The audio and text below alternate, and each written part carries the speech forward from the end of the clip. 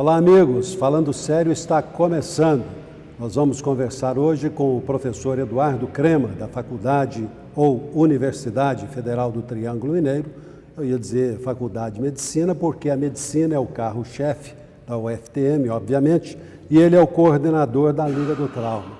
Nós estamos em um mês em que os acidentes de trânsito são muito comentados em função de ser o mês do Maio Amarelo, né? E Uberaba não foge à regra em relação às inúmeras vítimas de acidentes de trânsito. É exatamente sobre isso que vamos conversar aqui com o professor Eduardo Crema. Professor, muito obrigado pela sua presença. Eu que agradeço a oportunidade de poder discutir esse assunto que é tão importante para a sociedade. E o senhor acha que a sociedade está consciente em relação aos problemas acarretados pelos acidentes de trânsito?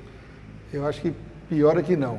Eu acho que realmente a ideia de fazer um mês para chamar a atenção das pessoas sobre isso e mostrar a gravidade que é isso, é importante que a gente consiga informar muitas pessoas do que está acontecendo na nossa cidade e no nosso país, né? Que morre inúmeras pessoas aí decorrente desses acidentes. Uberaba é diferente em relação às demais cidades do país? O Brasil é o quinto país do mundo em morte de trânsito. Quer dizer, nós estamos muito mal posicionados, né? Eu tive a oportunidade de, com os dados do DataSUS, fazer a proporção em número de mortes por causas externas, que são os acidentes de trânsito mais as mortes violentas, por 100 mil habitantes. De Uberaba, Uberlândia, Belo Horizonte, Rio de Janeiro e São Paulo, Uberaba é tão violento quanto Belo Horizonte, São Paulo e Rio de Janeiro. Nós só perdemos para Uberlândia. Para você ter uma ideia, Uberlândia é 78 mortes por 100 mil habitantes.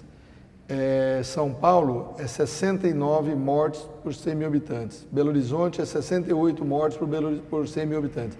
E Uberaba é 66. Então é muito semelhante o número de pessoas que morrem decorrente de causa externa. Isso significa que nós temos um trânsito violento. Um trânsito violento, porque se nós excluirmos as mortes violentas, que felizmente Uberaba é muito menor do que Belo Horizonte, São Paulo e Rio, provavelmente nós vamos ter um número muito maior de taxa por 100 mil habitantes do que São Paulo, Rio e Belo Horizonte. Mas normalmente as nossas estatísticas falam simplesmente em pessoas que morreram no trânsito. O número é de pessoas mortas. Mas e aquelas que ficam feridas, que perdem um membro qualquer, que ficam em cadeira de rodas? O quadro é muito mais grave. A Sociedade Brasileira de Trauma divulga muito isso.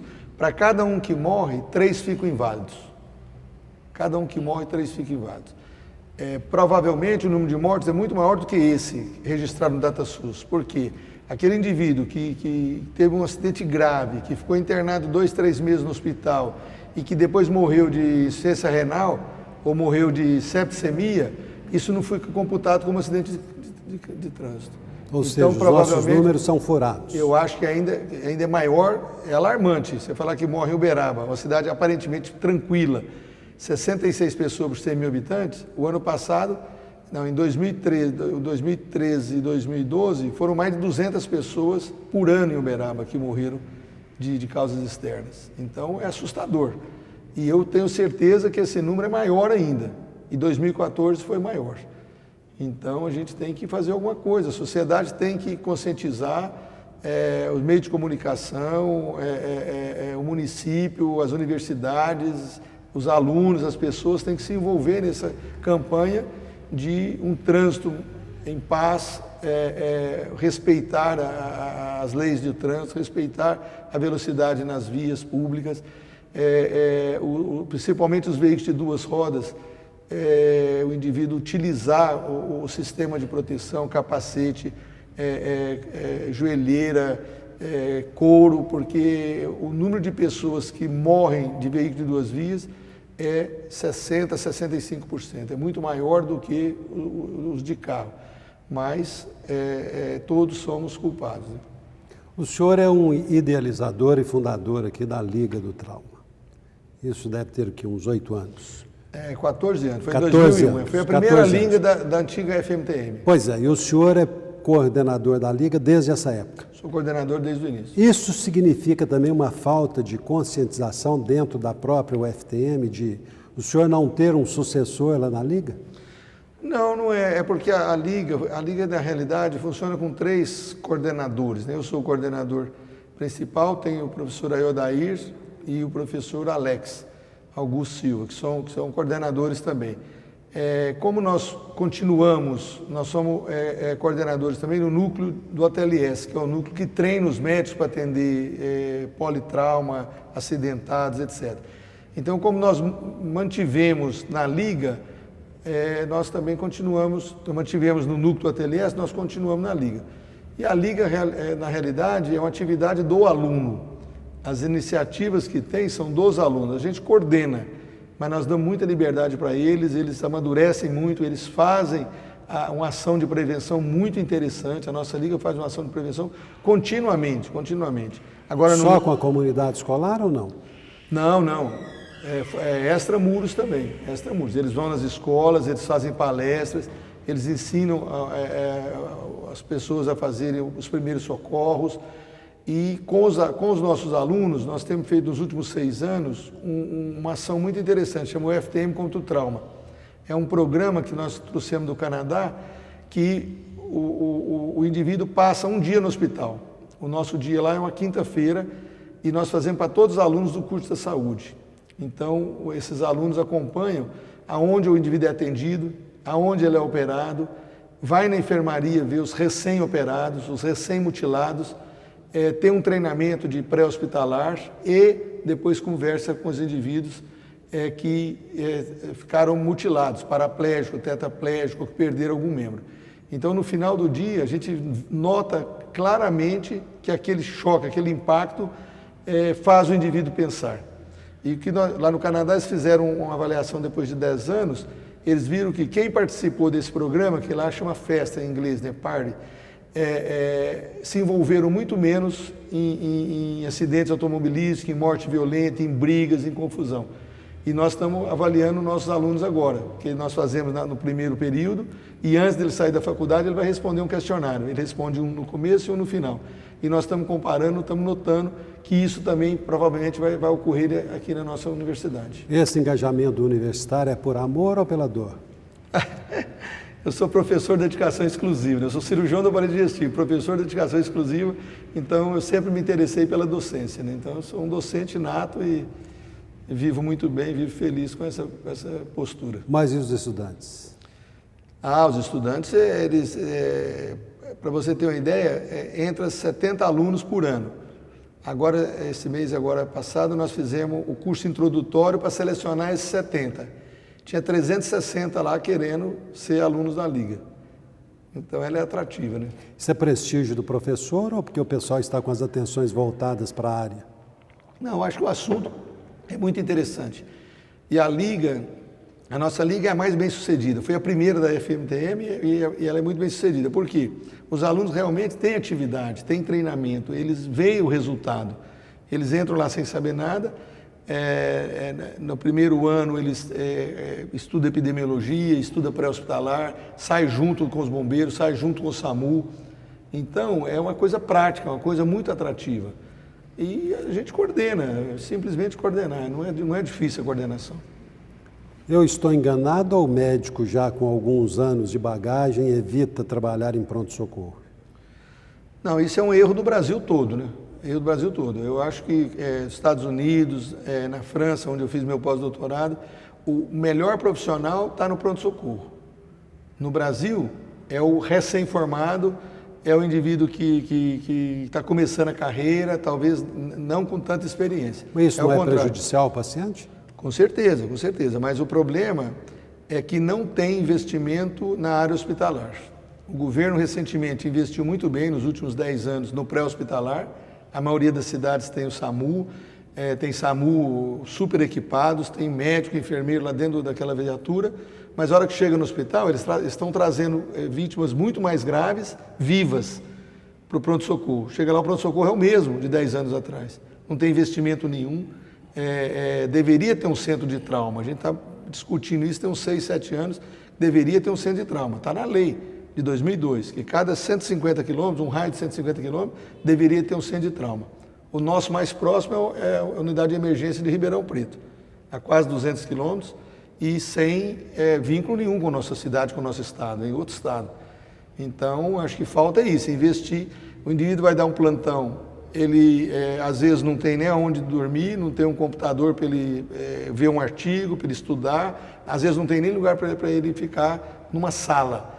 Então, afugenta as pessoas mais bem-sucedidas ou que já estão mais cansados, e a remuneração é muito ruim.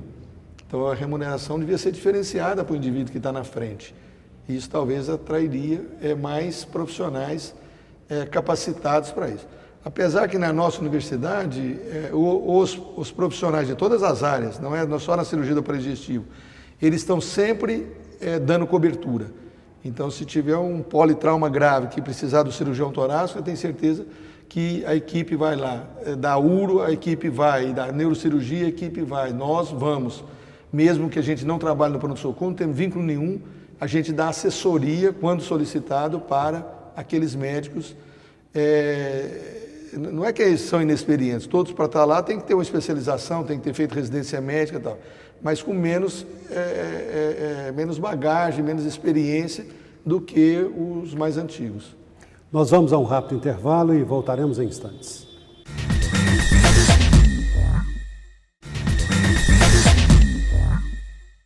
Falando sério, está de volta. Professor Eduardo Crema, que é o coordenador da Liga do Trauma. Nós estávamos falando aqui sobre situação de pronto-socorro, em que os profissionais mais experientes, mais velhos, vamos assim dizer, não se interessam por isso. A questão é só salário ou é principalmente falta de condições de trabalho? São as duas coisas. Eu acho que até mais importante é a condição de trabalho do que salário, mas acho que as duas coisas se sobrepõem. O nosso pessoal que trabalha no pronto-socorro aqui da UFTM é um pessoal qualificado ou está nesse pacote aí do pessoal inexperiente? No recém-formado, no estudante? Não, toda a universidade, no pronto-socorro, tem os estudantes e tem os residentes que estão em formação. Mas, com certeza, todos os dias tem um profissional, que a gente chama de staff. Um profissional? Tem um cirurgião. Um profissional um ou dois. No pronto-socorro? Não, mas da cirurgia. Da cirurgia. Da clínica médica tem mais, da ortopedia tem outro, da ginecologia, na pediatria. É por especialidade. É por especialidade. Tem um ou dois cirurgiões que deveria ter feito a TLS ou a cada 4 anos deveria reciclar no TLS e tal. Nem todos os dias isso é verdade. Tem dia que tem excelentes profissionais que estão atualizados, que estão fazendo isso todo dia, e tem outros dias que não. Então essa é uma realidade triste. E é o melhor local para se atender um doente grave hoje, é o pronto-socorro do Hospital de Clínicas da UFTM. Mesmo assim, está longe de ser um hospital de trauma, está muito longe. Mas é sobrecarregado. Além disso, porque é o único, todos os pacientes vão para lá, vaga zero. O resgate, o SAMU, leva essas vítimas direto para lá, não vê se tem vaga, se não tem vaga. Às vezes tem 3, 4 doentes na sala de emergência e chega mais 1 ou 2, dificultando mais ainda o trabalho dessas pessoas. E qual é o sentimento do médico que atende o paciente que fica na maca, por dias às vezes? Triste, é muito triste, né? É um sofrimento para todos, né? Até é mais difícil, inclusive, de cuidar desse doente, de examinar esse doente, de entender o sofrimento desse doente. Doutor, alguém chega a morrer por conta disso? Com certeza deve morrer, né? Porque se o indivíduo tem um tempo X de atendimento e se tiver 10 pacientes para ser atendido, provavelmente não vai sobrar aquele tempo para aquele outro paciente, né? Provavelmente sim. É difícil a gente saber se aquele paciente ia morrer ou não, entendeu? Tem 4 doentes para fazer uma tomografia. Mas o atendimento não é o ideal? Longe do ideal, muito longe do ideal. Para o trauma, longe do ideal. O senhor tem falado há anos sobre esse centro de trauma. Por que não acontece? Falta dinheiro, falta disposição política, falta boa intenção? Eu acho que é falta de questão política mesmo, porque dinheiro tem. o governo federal tem investido, o Ministério da Saúde tem investido muito na emergência. A prova disso que tem não sei quantos milhões de ambulância do SAMU no Brasil todo. É muito mais caro do que construir um hospital. Nós tivemos uma proposta há 6 anos atrás, e viemos repetindo isso, de fazer um centro de trauma anexo ao hospital escola. Isso facilitaria, porque já tem todos os equipamentos, já tem os profissionais, já tem os funcionários contratados pelo governo. Seria um negócio de baixíssimo custo. Muito mais barato do que construir um hospital municipal distante, que não tem equipe, não tem equipamento e não tem nada. Entendeu? Então, politicamente, nós nunca conseguimos convencer nem a prefeitura e nem a universidade. Várias vezes que nós mandamos esses projetos, sempre tem algum entrave, alguma coisa que a gente não sabe o que acontece. Eu fico imaginando qual é esse tipo de entrave, se está se lidando com vidas, porque onde se atende traumatizados é uma situação de, imagino eu como leigo, de muita urgência, né? É código vermelho, vamos assim dizer. É o nome que né? se dá.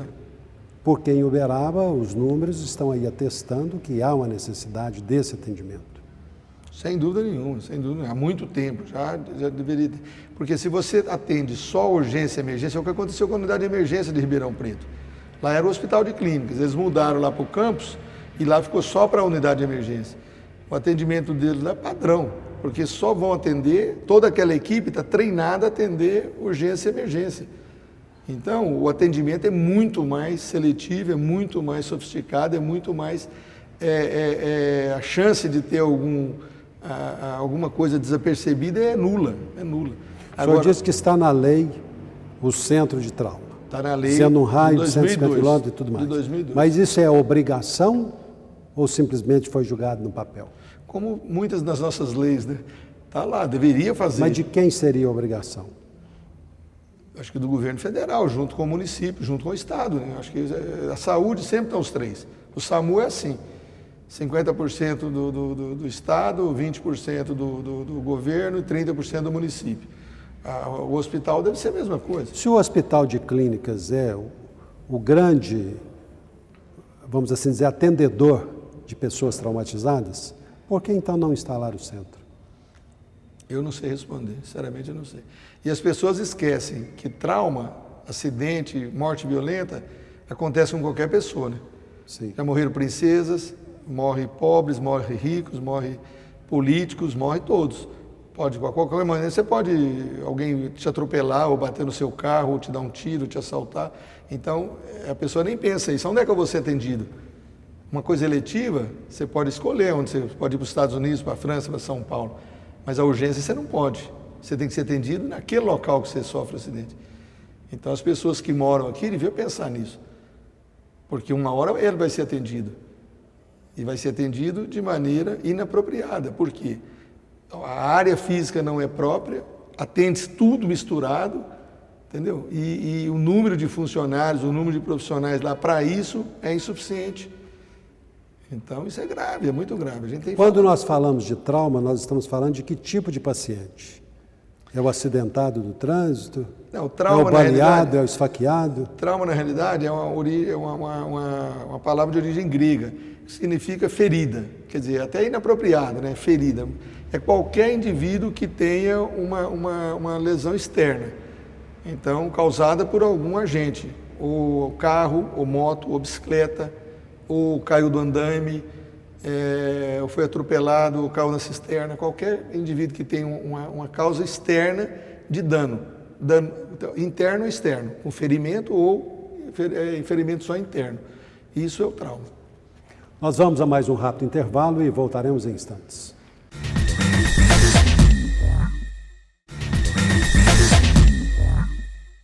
Professor Eduardo Crema, o que vai acontecer em Uberaba este mês? Lembrando aí as vítimas de traumas. Nós vamos tentar fazer junto com a Secretaria de Trânsito. Hoje eu já estive na Uniub, conversei com a Denise, ela vai conversar com o reitor para ver se eles envolvam a outra universidade também, para a gente tentar conscientizar a população nessa ação que chama Maio Amarelo, que nada mais é do que divulgar isso que nós estamos conversando aí. É grave, mata, a primeira causa de morte entre 1 e 40 anos, então são pessoas jovens, são pessoas que estão começando a sua carreira com filhos pequenos, então isso é um custo social para a família, para o governo, muito caro. Então é muito melhor fazer a prevenção. A prevenção é muito mais barata da gente fazer. E qualquer um pode fazer. Entendeu? O indivíduo não pode beber, usar droga e dirigir, o indivíduo não pode andar sem cinto de segurança, o indivíduo não pode andar a velocidade superior à permitida naquela via. Os indivíduos de duas rodas têm que estar protegidos, têm que estar com capacete, têm que estar com roupa de couro, têm que estar com cotoveleira, joelheira, sapato fechado e de preferência duro, tipo bota, porque senão ele vai ser atropelado. O acidente pode até acontecer, mas se ele estiver protegido, o risco do dano é muito menor. Essa que é a nossa tônica durante esse mês. Nós vamos distribuir panfletos, nós vamos mostrar as faixas, nós vamos colocar adesivo nos carros e a população tem que nos ajudar. Com isso, quanto mais pessoas verem a cena, ver o folder, ver o adesivo, vai pensar. E se a pessoa pensa, ela vai refletir, ela vai olhar dentro do carro, ela vai pensar se está na moto de chinelo, de sapatinho, de coisa. A publicidade aberta. É realmente para chocar. É para chocar, é para chocar. O senhor que está dentro da UFTM, conhece os números relativos ao atendimento a acidentados? Números de gastos? Qual é a despesa que o Hospital de Clínicas tem com isso? Não sei. Mas para o Brasil talvez seja 5% do PIB, para o Brasil todo. É muito dinheiro que se gasta correndo atrás do prejuízo, depois do acidente. Fora os que ficam mutilados, que às vezes ficam impossibilidade de trabalhar e vão viver com a presidência, que é o governo também que está bancando. Então é incalculável o prejuízo, tanto financeiro, quanto social, quanto emocional. O senhor acha que deveria passar por um endurecimento de legislação em relação aos infratores que causam acidentes com vítimas ou não? Ou o assunto é só de educação? Não, eu milito na educação, mas eu entendo claramente que a lei do etilômetro aí foi boa em algumas cidades, tipo Rio de Janeiro, Curitiba, Ribeirão Preto, Brasília. Você não vê ninguém saindo para ir para uma festa, para uma balada, para um bar de carro. Não vão. Porque se forem, eles vão ser pegos. E vai pagar o preço caro da multa, do constrangimento. A menos que não bebam. Sim. Eu falo o indivíduo que vai para a festa e vai beber, ou vai com alguém que não beba, né? Vão 5, um não bebe e ele pode conduzir o carro, trazer o carro, não tem problema nenhum. Mas se o indivíduo vai pensando que vai beber, que seja uma dose ou 2 doses, nesses lugares não ocorre. Então, nesses lugares, o número de acidentes reduziram, o número de mortes reduziram, o número de feridos graves reduziram. Então, eu acho que a lei, se antigamente tinha que obrigar por cinto de segurança, que é para te proteger, muita gente ainda resiste, é um absurdo. É para proteger o nariz dele, a testa dele, o cérebro dele. Ele anda sem o cinto de segurança? Não tem cabimento. Né? O senhor lida diariamente com jovens, que são os universitários da UFTM. Alguns deles engajados aí na sua campanha e na Liga do Trauma. O que é que esses jovens pensam em relação à obediência à legislação? Não, o grupo que a gente trabalha é um grupo seleto, né? Um grupo que foi selecionado, é um grupo que tem interesse naquilo, é um grupo que tem uma reunião semanal para discutir sobre isso. Então, eles são um grupo diferenciado, não posso comparar... Mas essa ação não vai para dentro da UFTM? Claro, não, claro, eu acho que não. Inclusive, e aí, qual é a reação dessa comunidade? Não, a aceitação é muito boa, As pessoas entendem que isso tem que ocorrer, porque senão ele mesmo pode ser a vítima. Porque você pode sair, não beber, está voltando, mas o indivíduo que bebeu ou que está drogado bater no teu carro e ele não acontecer nada com ele e ele morrer. E você morrer ou ficar mutilado. Então, eles entendem isso e a gente tem notado dentro da universidade, eu não sei se é ação nossa, ação da disciplina que fala muito sobre isso, do ATLS, que as pessoas têm conversado mais sobre isso. Isso é interessante. se a pessoa conversa entre os colegas, com a família, os professores, com os alunos, a gente acaba conscientizando. E ali é um que vai multiplicando. Essa multiplicação ainda é lenta, eu espero que isso cresça. E esse mês aqui, a ideia é essa, tentar mexer com muita gente para as pessoas pelo menos conversar sobre isso. Ah, mas morre esse tanto de gente em Uberaba? Não sabia, entendeu? Quem abraça algumas causas normalmente vira um sujeito chato em algumas rodas. O senhor tem consciência de, às vezes, ser um cara chato nas rodinhas lá dos seus colegas de UFTM? Eu sempre fui chato. E isso aí não é por causa dessa causa, não. Eu sou considerado chato porque eu defendo as minhas posições e discuto as coisas que eu entendo. Eu milito nisso. Então eu posso falar com conhecimento de causa, eu sei os números, eu sei o que acontece, eu sei o que acontece com os pacientes que estão lá dentro, que foram vítimas. Então, se as pessoas gostam ou não, mas eu não perdi meus amigos por causa disso, não. Convivo bem com eles. E eles aderem ou não? Alguns sim, a maioria sim, a maioria. Alguns continuam rebeldes, mas a maioria sim. O senhor está consciente de que o papel está sendo cumprido? Eu gostaria, eu acho que ainda é pouco. Acho que o que nós fizemos, a Liga fez, o Núcleo do ATLS fez, eu acho que ainda é pouco. Apesar de a gente fazer 6 cursos por ano do ATLS, que cada curso treina 16 médicos, e nós estamos fazendo desde 96, então nós já treinamos aí mais de 1.000 médicos, que eu gostaria de ser atendido por um médico que fez o ATLS. Eu acho que deveria ser proibido o indivíduo estar no pronto-socorro, ou estar numa UPA que vai à urgência, ou lá no hospital escola, e não ter feito o ATLS. Acho que o médico que está no SAMU, ele não poderia estar lá sem ter feito o ATLS e lá o ACLS, porque ele atende também problema cardíaco. São 2 cursos que nos Estados Unidos é proibido, todo médico tem que ter. No Brasil ainda a gente não consegue isso, entendeu?